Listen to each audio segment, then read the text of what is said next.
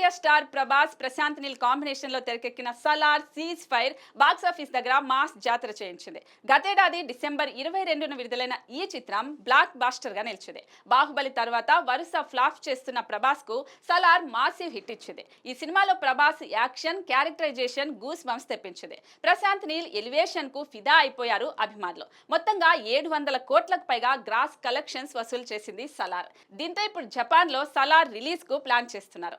Japan లో Indian సినిమాలకు super craze ఉంటుంది. ఇప్పటికే RRR మూవీ అక్కడ సంచలనం సృష్టించింది. బాహుబలి తర్వాత ప్రభాస్ సినిమాలకు జపాన్ లో భారీ డిమాండ్ ఏర్పడింది. దీంతో ఇప్పుడు సలార్ మూవీని జపాన్ లో రిలీజ్ చేస్తున్నట్టుగా అధికారిక ప్రకటన వచ్చింది.